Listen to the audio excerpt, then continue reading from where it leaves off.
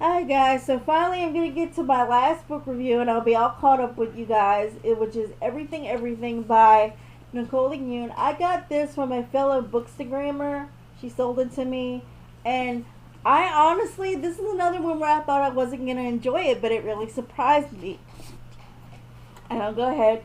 I read this one from July 2nd to July 4th, and like I said, it's by Nicola Yoon, and I gave it 5 out of 5 stars. Wow, this book was really something. It reminds me a lot of, if you've read by John Green, The Fault in Our Stars, but there's a lot of glaring differences that I actually like this one better than The Fault in Our Stars.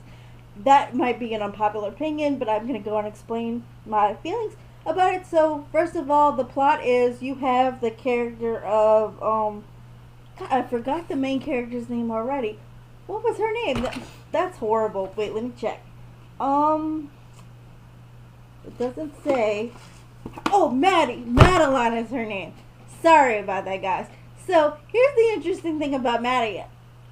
She has a really different. What am I trying to say? She's part Asian and part African American. How cool is that? That's diversity in books. So yay. Um, well, all her life, well, most of her life, like 6 month year old and on, she has been confined to her house and she can't leave the house or she'll die. She's pretty much allergic to everything to where she can't go out in the air. And she it's a condition called, I believe, skid in the book. I don't know what the whole thing is. I just remember skid. But her whole life she hasn't been able to leave the house. She's in a bubble. If anyone goes visit her, like her nurse or her mother leaves the house, they have to go into like a air. It's pretty air perfect purifier. Like they get a bath with air. They have to be decontaminated pretty much. So she's only ever been homeschooled. She doesn't really have any friends, and she only gets to see her nurse Carla and her mother.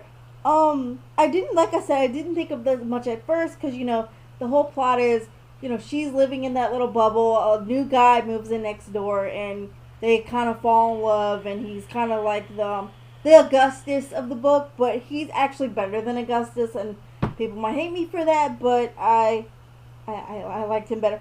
Well, anyway, pretty much how since he can't go anywhere near her because he her mom and nurse really don't like any new people coming in, so pretty much how they communicate is they he writes his email address on the window back so she can see it and email him because he sees her through the window and he thinks she's pretty and wants to get to know her, and they start emailing and then they start IMing and eventually they fall in love and they want to see each other.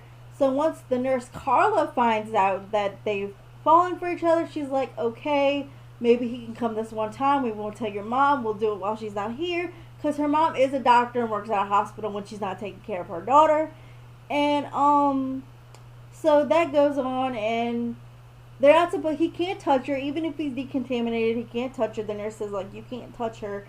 And they meet up, and they stay apart from each other, but they get to know each other, and they do this in secret without telling the mom. Well, the nurse says you shouldn't do this again. You're only gonna get hurt because you can't have a relationship with them. But she keeps allowing them to do it, and eventually they do touch and kiss.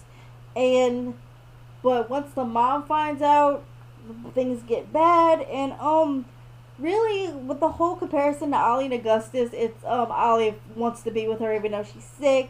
There's even a plot later in the plot where they go off somewhere else to be together. The reason why I like Ollie more, he's even got that little arrogance that Augustus has where he's always telling Maddie how sexy he is. But I like Ollie better because he just doesn't seem as perfect as Augustus. I don't know, he doesn't seem as he doesn't have those little metaphors or anything. He's just like a normal guy. He's into parkour and dresses all black, but he's not so philosophical where it's a little bit more like okay. So that's why I like him better than Augustus. I also find his description to be a little cuter.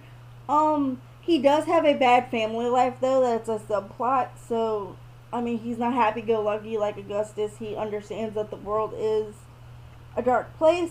There is a plot twist at the end of the book that a lot of people are not happy about because they say it ruins the whole book, but I think it makes it so much better and gives it more depth than The Fault in Our Stars. And I honestly, I was in the mood for a good romance at the time that I read this, and I really, really think it's a good romantic story. It's very relatable, and I can see it happening. It's not far fetched, and like I said, that plot twist, guys, really check it out for that plot twist. That plot twist, I really didn't know it was coming until like maybe some people thought they could see the plot twist of this book, but I didn't see it at all. But it really threw me for a loop, and it made the story so much better.